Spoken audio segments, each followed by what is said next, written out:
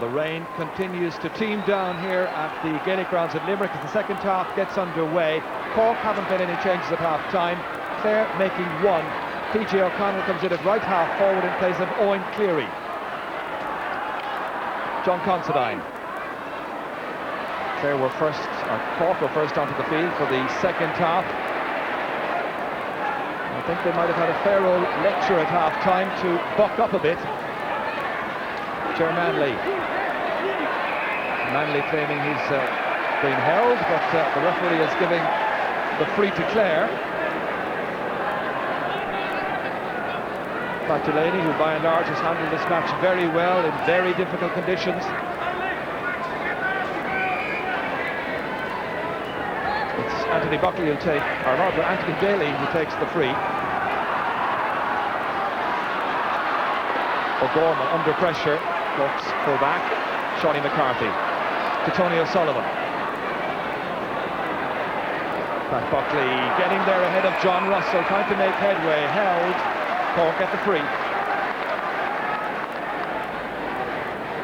John Russell, who's played in a number of back positions for Clare.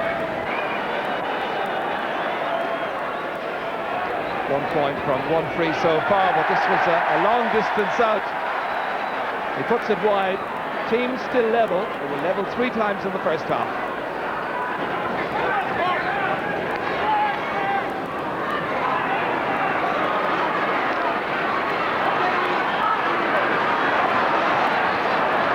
Buckley. And again Anthony Daly reading the situation so well. He's like a sprinter off his blocks. Gerald Loughlin breaking it on, scored the first point for Clare, but he hasn't been a significant factor in this match ever since. And it's Sean O'Gorman firing it down towards Kevin Hennessy, trying to get more and more into this match on a tight angle, getting it well away from goal. David Fitzgerald nurses it out over the end line and wide.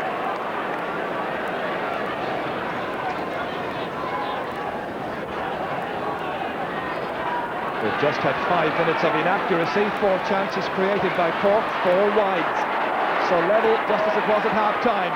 Paul O'Callaghan towards Pat Buckley, just managing to get there ahead of John Russell. Bearing it on goal, going for the score, and he's finally put it over the bar. And Pat Buckley getting his second point. Cork go back in front. Well, this is better play by Cork now because it's more direct, and Pat Buckley here latches onto a loose ball and strikes a very good point. But before that, Cork have had several chances and players have been shooting from impossible angles when they could be keeping the ball in play.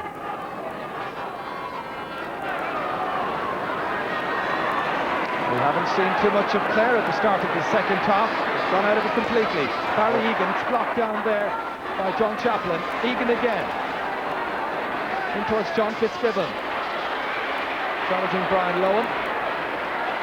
Fitzgibbon trying to make some headway. David Fitzgerald emerging from his goal. Dennis Walsh trying to break it down. PJ O'Connell.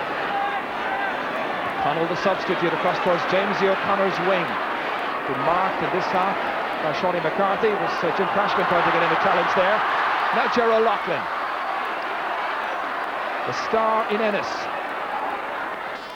Made a better angle for himself and he's put it over the bar. That's a delightful point by Gerald Loughlin, his second score of the game, taking it on the end line, then making a better position for himself, and he ties it up again. Well, good play by Clare here. James O'Connell gets onto the loose ball and doesn't go for the score himself. You know, it's difficult to score from out there, so he knocks the ball in low to Gerald O'Loughlin, gets inside his man quite well. John Considine just trying to knock the ball away from him, keep him outside him. Gerald O'Loughlin is actually looking up to see can he pass the ball to anybody. He scores a beautiful point from that very difficult angle. The pressure on the Clare backs again. John Maroney coming across, and inevitably Anthony Daly lifting the siege up towards Stephen Sheedy. PJ O'Connell, Jim Cashman there, and a late challenge from Jim McInerney in there on Cathal Casey. Casey clearing the ball down. John Russell getting it forward. It's stopped by Jim Cashman. Real day for rolling up the sleeves and trying to do the simple things well. Joe Olsen had a very big heart and a great deal of commitment to win this championship semi-final. McInerney feeding the ball forward towards Gerald Loughlin, scoring chance for the Sparrow. Dropping it short, an easy one for Ger Cunningham as he dodges round Cyril Lyons. And that's one that got away for the Sparrow. Now Paul O'Callaghan, those long legs in action as he plays it across the goal, but Fitzgerald is equal to it. Dennis Walsh reading it well, lovely catch, secure fetch. Played nicely across here. John Chaplin.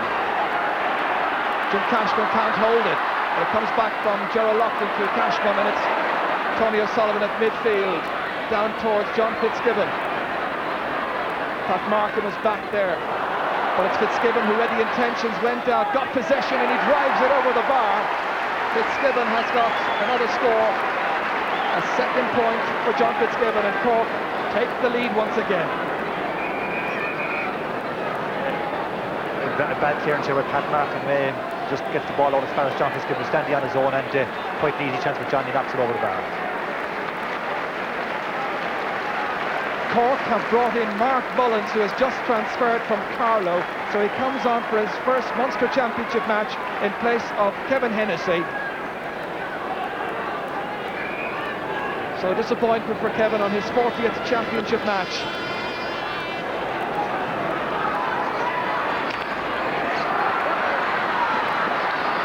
Jim Cashman.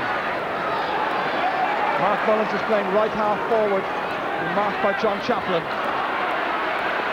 As that ball is kept going there by Egan. Barry Egan has a shot blocked down by Brian Lowen. Anthony Daly trying to take it out. They're all in there, competing for it. It's won by John Moroney for Clare. Well, it's a really fiercely competitive championship match. Moroney emerging from a ruck of players, sending defence into attack. It runs on towards McInerney. McInerney trying to turn his man, scoring chance, stopped by Ger Cunningham. Cyril Lyons unable to get it, goes out off the boot of Sean O'Gorman, outside towards Brian Cunningham, hooked that time. Ball kept well and truly alive by Jim McInerney, looking around to spot what's on. Nobody in there except Dennis Walsh, clearing his lines for Cork, and this is the 12th minute of the second half. Declan Tobin, half blocked down, reaches a Clare man however. And the pull there is penalised, the pull of Mark Mullins, his first contribution since coming on, committing the foul, and Clare get the free. Well, tremendous movement by both sides again, and Cork are lucky because they're half back line. Dennis Walsh and Jim Cashman in particular come to the game very much, and they'll need to keep going because Clare are certainly hanging in there and not giving up. PG O'Connell going centre half forward for the Clare team. And this free now taken by John Chaplin, and John Chaplin has found the range for his first point, and the game is tied up yet again. It may be raining here in Limerick, but the crowds here have seen the teams draw level for the 5th time in the match. Ger Cunningham getting great length into it, down towards Pat Buckley. John Russell unable to get a stick onto it. Brian Lowen, however, gets the ball out, helped there by John Chaplin.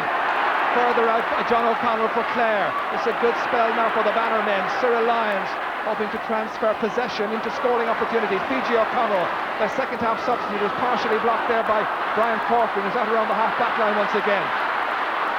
Sean Considine lets it there, and it's Gerald Loughlin who has the scoring chance, and Gerald Loughlin has put the ball over the bar, and the Banner are back in front once more. A third point for Gerald Loughlin. The Cork fans silence, but the people who support Clare are particularly happy. 14 minutes gone in the second half.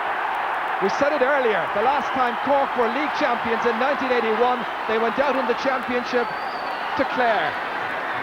Will something similar happen once again? It's a long way to go.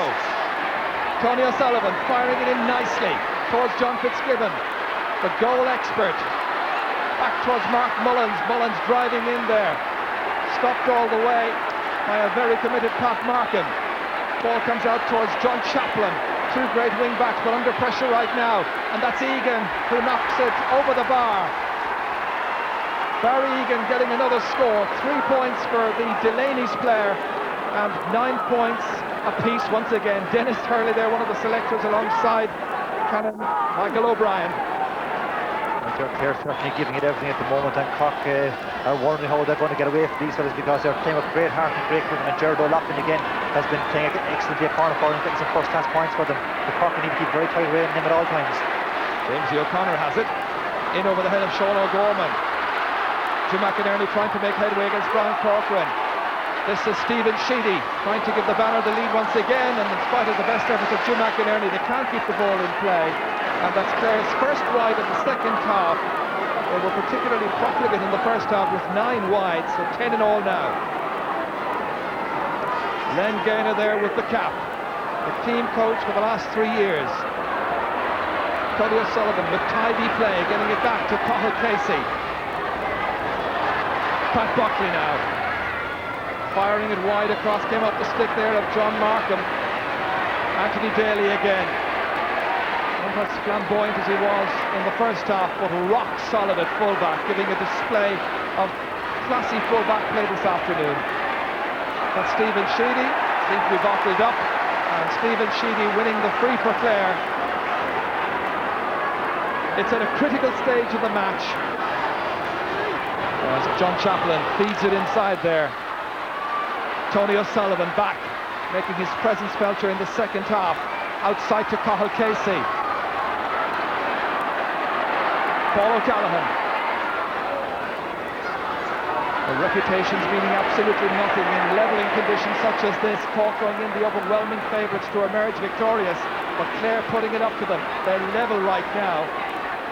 18 minutes gone in the second half. Dennis Walsh recovered down towards Mark Mullins, runs on instead to Pat Buckley.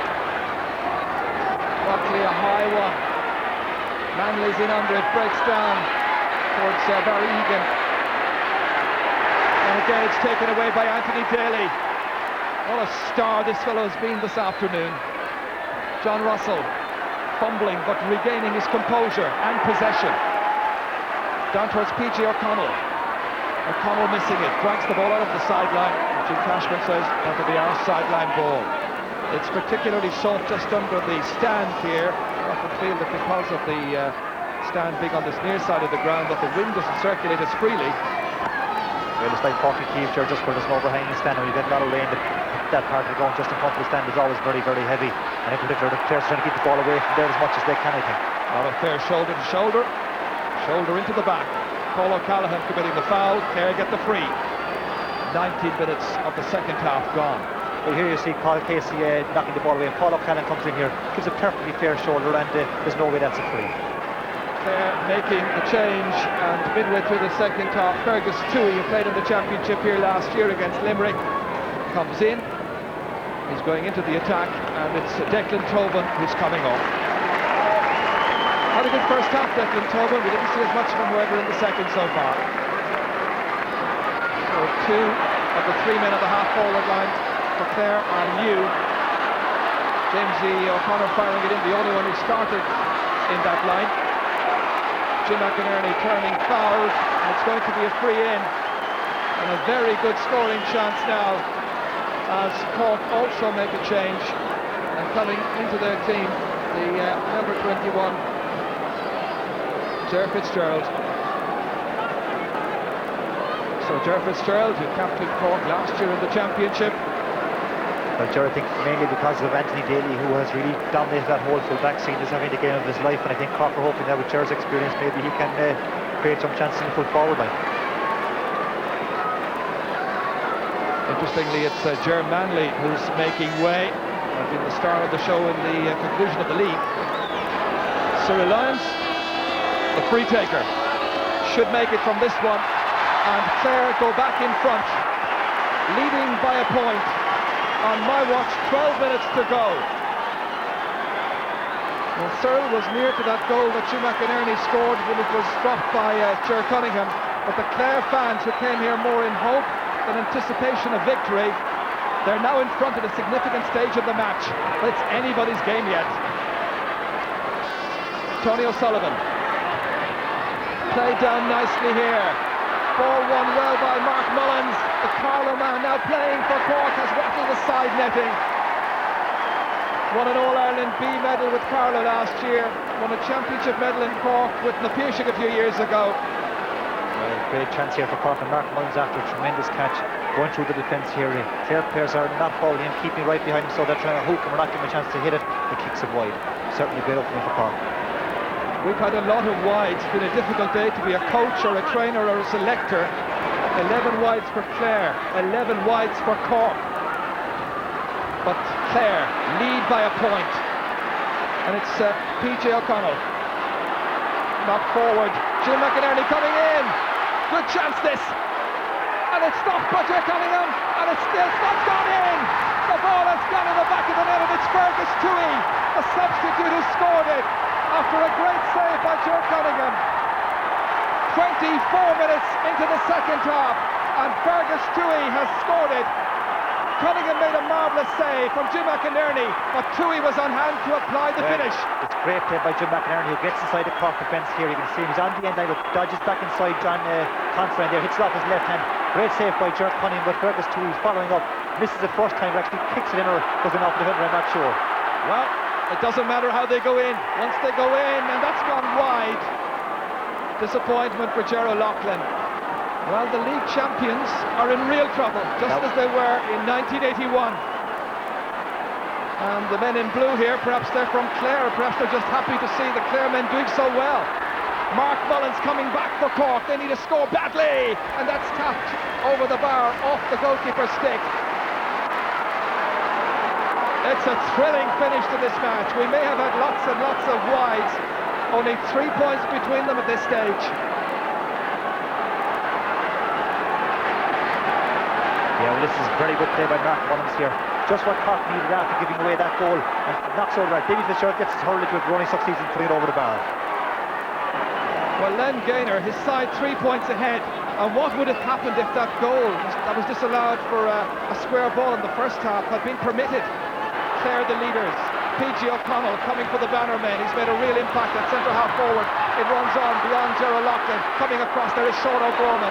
If we've praised the Clare full back, well, this one has been very good as well. Very steady performance. And Cyril Lyons has got very little from him. John O'Connell. Going into this year, John O'Connell in his last 4 years playing championship have never won a match for the banner. They beat Limerick, they're leading Cork, and it's Fergus Toohey trying to put this one between the posts, and he has put it wide. Well, the umpire was putting his hands up into the air, and it's 15 wide now for Clare, and we've had 6 of those in the second half. Jerk Cunningham taking that lengthy puck out over the head of John Russell, who's pressurised by Mark Mullins, the centre half forward now. And Paris signalling that it's going to be a free to Clare. Up towards Gerald Loughlin. O'Loughlin coming across the face of the goal there, trying to make a scoring chance for himself, denied by Dennis Walsh. Walsh, one of the great campaigners. On it goes. Barry Egan playing it outside to Cathal Casey. 4 minutes left. And an unfair challenge on Cathal Casey, who's winded. He'll take the free himself, I'm sure. Tense moments now for these Clare people. So near to a place in the Munster final for the first time since 1986.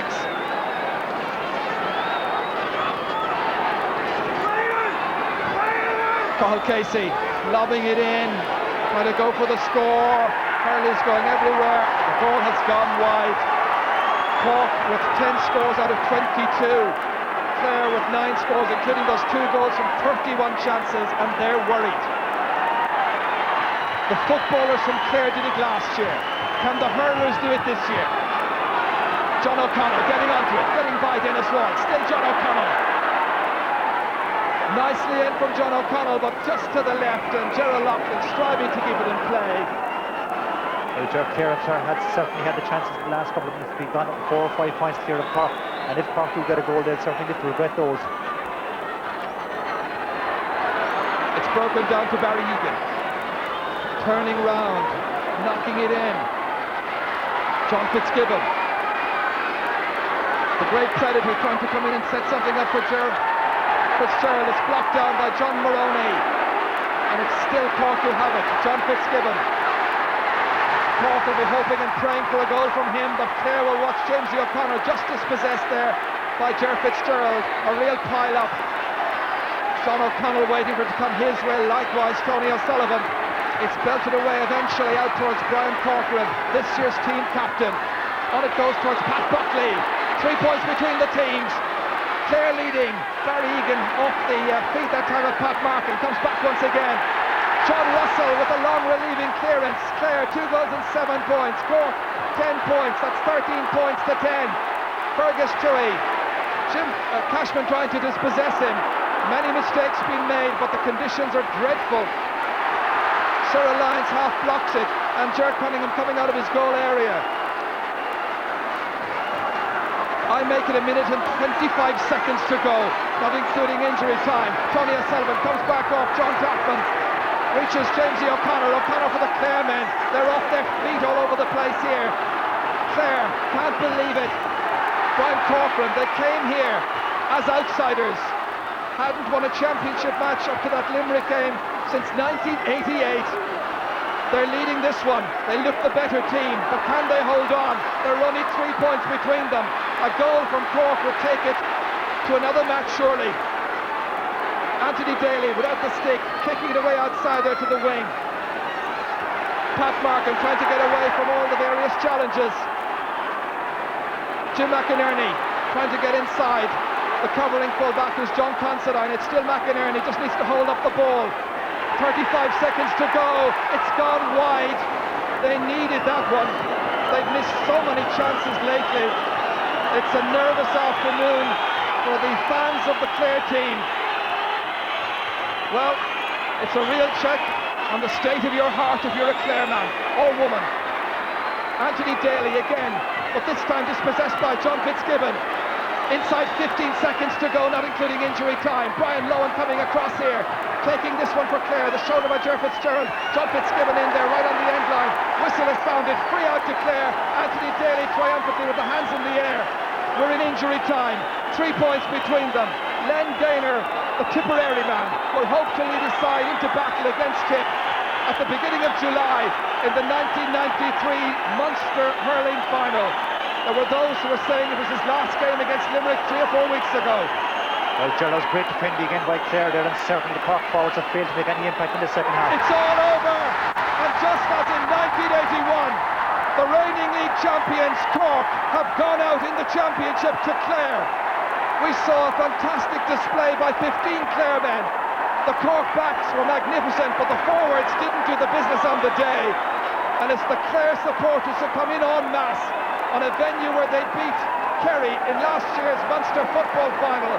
They make a date with Tip in July. Anthony Daly was quite superb at full-back for a Clare team who won by 3 points. The final score reading Clare 2 goals and 7 points. Cork 10 points. What a match once again from Munster.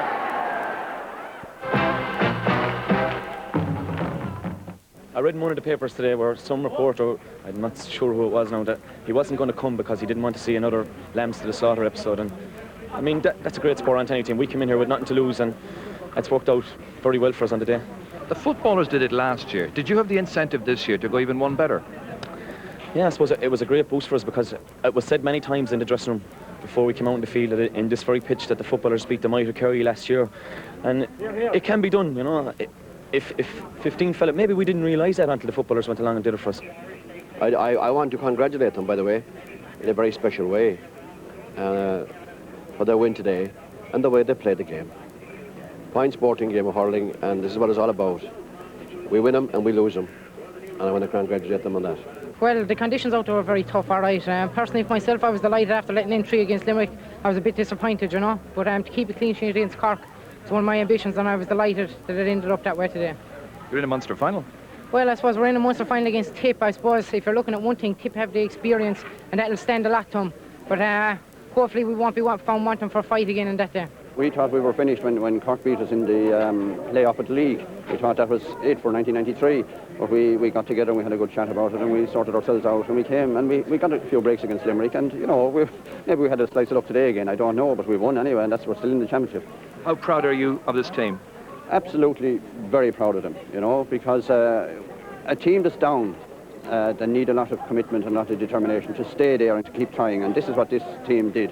They absolutely gave me 100% commitment in training, and I can't quibble with them even one. You know, they've given everything they could, so I'm very proud of them. Just to try and hold your feet was just unreal, and hitting the ball, even the sliotar itself was about 3 times its normal weight, and you know, trying to get direction and distance was a huge problem. But it was always so close, like that. You know, they were making as many mistakes as we were. So I knew at the end of the day a point or two was going to be the end result. And lucky enough, we got the goal, the deciding goal. The Limerick game did wonders for our confidence. We did nothing in the Limerick game, how good we were. We played well and we won, and we had no fears coming today. To what extent do you think Cork were looking ahead to a final against Tipperary and forgot all about Clare? I don't know, you'd have to ask Cork people that. Clare were looking no further than the Limerick game, and we beat Limerick, we were looking no further than today. And if 15 fellas are committed enough and the whole panel is committed enough, and with a good management, you can overcome any obstacle, I think. You know, if you're willing to put your leg in where other guys won't put in their hurley, you can overcome a lot of things. You need goals to win games, and we got those. We got them at the right time, one in the first half, one in the second. We got 2 in between as well, which I'd say your cameras might show up to be fairly right too. But you know, you need the goals to win games. No way you're going to win a game today on points alone, and that's what we got, and we were aiming to get those goals as well. Well, a Cork man was telling me during the week that very few Cork people would travel to Limerick, that they'd be saving their money for the Munster final against Tipperary. Well, clearly those who stayed away didn't afford Clare the respect they deserved after that victory over Limerick. Let's take a look at the statistics from that match.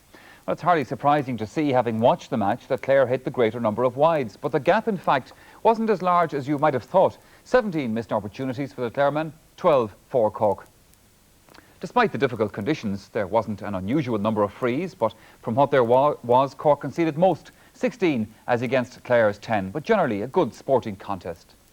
Well, Kieran Barr has been watching this afternoon's game, and he joins us here on the programme again tonight. Kieran, Anthony Daly was making the point earlier on there about a journalist saying he wouldn't go to the match because it would be a massacre. Generally, in the newspapers this morning, they were giving Clare no chance. Now, whatever about tipping Cork, I mean, having beaten Limerick in the championship, surely Clare were deserving of some consideration. I think so. I heard this morning on the way in, or this afternoon on the way in, that the only All-Ireland that Clare have won was in 1913 or 14, and the last time they won the Munster championship was in 1934. Or 1930s anyway, and that would all accumulate and people would say, well, Clare have absolutely no chance.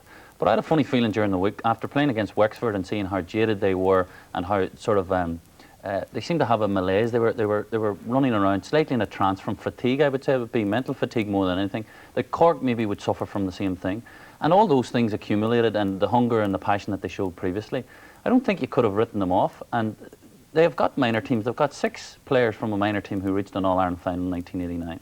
And they have a certain pedigree, and I think it was pretty unfair to be written off so badly by some of the people in the press. Right, looking then strictly at this afternoon's match, was it that Clare were so good, or Cork, just as you said, maybe suffering from some sort of a malaise? Where would you put the balance? Well, I'd put the balance somewhere in between. I think Clare have got a very good fighting spirit, and they've got a certain level of skill, especially in their full forward line, where they seem to be able to find goals.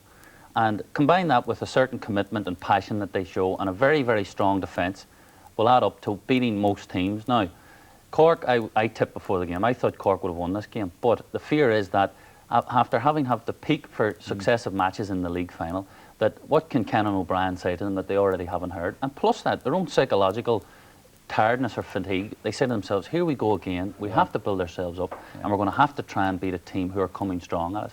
And then when you're actually in that position, what do? You don't turn around. You can't turn around to Thomas Mulcahy, Teddy McCarthy, they were missing. And you turn around to younger guys, and the younger guys are just tired. And what do you do then? You're on the wrong end of a match at that stage. Kieran, just briefly a word about the pitch, because Joe McGrath, the hurling coach, has phoned in, offering his congratulations to Clare. But he was making the point about the length of the grass and saying that the ball cannot travel in conditions like that, particularly the weather being so bad. What do you think about the conditions today there? Well, I think the conditions mitigated against Cork. I don't think they favoured Cork in any way. Now, whether they favoured Clare or not is, I think it's not really a point, because Cork's type of game is much quicker, and they play a lot of ground hurling. Now, and the rain as well. I think last year's All-Ireland final, when it started to rain, I remember Peter Finnerty sitting beside me, said, this is great, because Kilkenny will muck in, break ball, things will happen in the wet, whereas Cork will start to look and complain, and they'll not get their control right. And I think all those factors add up, and psychologically it added up against Cork, and the fact that it was in Limerick as well. But the pitch, the grass was long. Now, whether that was a fact of so much rain that we've had and they couldn't cut the grass, I'm not really sure. But it was definitely long, and it didn't suit Cork. OK, let's look at a few of the incidents from today's game. It was tight at the end, obviously, only a goal in it. And therefore, the disallowed goal for Clare in the first half could have been crucial. Now, we're going to take a look at that, and we're going to take a look at the one they got. Let's take a look at the one they didn't get, because we've had a lot of callers. Brian Kilroy from Galway, Mr. Kelly from Clare. A lot of people ringing in about this. This is the one that was disallowed. Yeah, I think people that were actually at the game will be interested in seeing this, because they'd probably say to themselves, yes, it was a goal. And as we see here, in normal speed, Cyril Lyons thought it was a goal. I think the other Clare forwards are saying, is it not going to be our day today? But as we can see here from slow motion, if you follow the forward beside Cyril Lyons in, the forward, his natural tendency would be going on the line of the box. And you see, he's standing on the line of the box, and Cyril Lyons is just slightly outside that line. Now, Clare people might say that was a goal. But we'll come back to that in a minute. But here's the goal they got. Now, your thoughts on this one? Well, I think this was a very good opportunity, because they worked very hard up to that stage. He misses the ball and he kicks it into the net. And as I preach, even to the minors that I coach up in St Vincent's, if you miss the ball on the ground, use your feet, kick the ball into the net. As we can see from behind this player, I think it's Tui, as he scores this goal, that he pulls on the ball, misses, and uses his foot, and it sort of squirms its way into the goal. But that sort of pressure was building up for Clare. I think that they were looking as if the game looked as if a goal would decide it. And I think at that stage it looked as if Clare were going to get the goal rather than Cork. They seemed to have the people inside that were winning ball and running at Cork, rather than, like, Kevin Hennessy had an off day. I think Fitzgibbon wasn't getting enough ball, and that old teamwork that they used to have just didn't seem to be working for them. To me, one of the turning points in this game, or perhaps the turning point, was Fitzgerald's save in the second half, when Cork had a lovely build-up involving Hennessy, got the ball inside to Fitzgibbon. It had the look of a goal all over it. Yeah, well, it looked like a goal because, as we'll see here, if you went back to the All-Ireland 2 years ago, that was the sort of teamwork that you saw. Hennessy catches a great ball, runs at the Clare defence. This is just before half-time. And this is the type of thing Cork used to do. Killer punch before half-time and the game would be over. I remember Mark Foley scoring a goal like this a couple of years ago in a Munster final. But that was a fantastic save at a crucial time. And then defenders are across to block the ball as well. They're not giving Cork that second chance. So defenders were across, the goalkeeper was across, and the ball was saved. And the Clare psychology at half-time, they'd be going in and saying, this Cork team have thrown everything at us, and we have stopped them. And we're in with a chance. And as you can see Anthony Daly in his interview, the self-belief starts to build up, and a certain momentum builds up and follows through. Well, Kieran, the last few minutes of the game, if you were a Clare person in particular, was really what you'd call nail-biting stuff. Now, I want to ask you a point about this in a moment, but let's look perhaps at one passage of play that just goes to show the resilience of this Clare team today. John Fitzgibbon. The great predator trying to come in and set something up for Fitzgerald. It's blocked down by John Maroney. And it's still Cork who have it. John Fitzgibbon. Cork will be hoping and praying for a goal from him, but Clare will watch Jamesy O'Connor just dispossessed there by Ger Fitzgerald. A real pile-up. John O'Connor waiting for it to come his way, likewise Tony O'Sullivan. It's belted away eventually out towards Brian Corcoran, this year's team captain. On it goes towards Pat Buckley. 3 points between the teams. Clare leading. Barry Egan off the feet that time of Pat Markin. Comes back once again. John Russell with a long relieving clearance. Clare 2 goals and 7 points. Cork 10 points. That's 13 points to 10. Fergus Tui. Jim Cashman trying to dispossess him. Many mistakes being made, but the conditions are dreadful. Cyril Lyons half blocks it, and Ger Cunningham coming out of his goal area. I make it 1 minute and 25 seconds to go, not including injury time. Tony O'Sullivan comes back off John Daffin, reaches Jamesy O'Connor. O'Connor for the Clare men. They're off their feet all over the place here. Clare can't believe it. Brian Corcoran, they came here as outsiders. Hadn't won a championship match up to that Limerick game since 1988. They're leading this one. They look the better team, but can they hold on? There are only 3 points between them. A goal from Cork would take it to another match, surely. Anthony Daly without the stick, kicking it away outside there to the wing. Pat Markin trying to get away from all the various challenges. Right, Kieran, it was exciting, it was stout-hearted defending, but there was also an element of the desperation about it. Is that kind of hurling good enough to win the Munster title?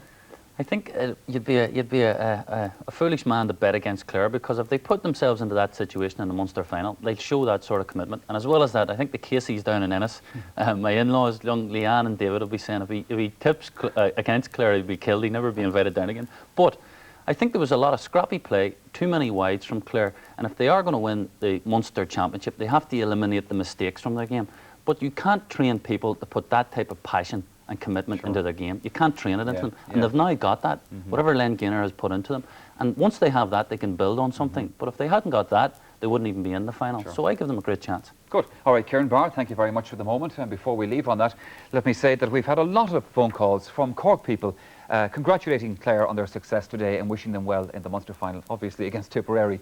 Well, now to the man of the match selection. And a reminder that each of our recipients are presented with this valuable Festina Gold watch with many extras. Well, today's winner from this Munster semi-final was Anthony Daly, the Clare fullback and captain. Well, I met him before the Limerick game a couple of weeks ago, a quiet and unassuming man off the field. And I can tell you there's nothing shy about his performances in the Clare jersey.